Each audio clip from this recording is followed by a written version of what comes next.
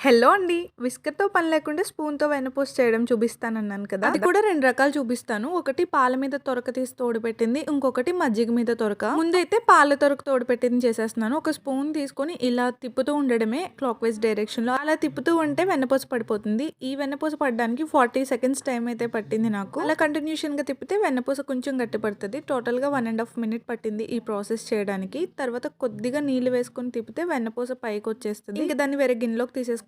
ఇది చాలా రోజులైందనమాట. అందుకే సెపరేట్‌గా ఇంకొక గిన్నెలోకి తీసుకుంటున్నాను నేను. ఫ్రెష్ దాంట్లో కలపలేదు. మజ్జిగ కూడా చాలా పుల్లగా ఉంది. ఏ మజ్జిగట్లో ఏసేయాలి. నిజంగానే ఇంత ఫాస్ట్‌గా వెన్నపూస పడతదా అని మీకు డౌట్ రావచ్చు. ఖచ్చితంగా పడతది. మజ్జిగ కొంచెం గట్టిగా ఉండాలి. పల్చగా ఉంటే కొంచెం టైం ఎక్కువ తీసుకుంటది. అందుకే నేను వాటర్ లాస్ట్‌లో యాడ్ చేశాను. నెక్స్ట్ ఇంక మజ్జిగ మీద తొరక రుద్దుతున్నాను. ఇది రుద్దడానికి ఒక 10 మినిట్స్ అలా టైం పట్టింది. 6 మినిట్స్ ఇలా కంటిన్యూషన్‌గా తిప్పుతూ ఉంటే వెన్న పడడం స్టార్ట్ అయింది.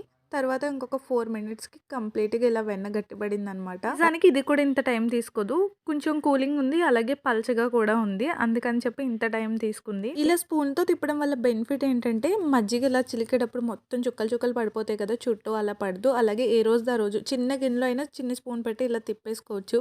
ఇంతకీ స్పూన్ అని చెప్పి గరిటెతో తిప్పుతుంది ఏంటి అనుకుంటున్నారు కదా! మజ్జిగ గరిటది. మళ్ళీ వేరే స్పూన్ చేయడం ఎందుకని ఆ గరిటెతోనే రుద్దేశాను. ఇంతకీ మీలో ఎవరైనా స్పూన్‌తో మజ్జిగ చేస్తారా? లేదా ఫస్ట్ టైమ్ ఇప్పుడే చూస్తున్నారా చెప్పండి. సరే మళ్ళీ నెక్స్ట్ వీడియోలో కలుద్దామే. బాయ్. Stay tuned.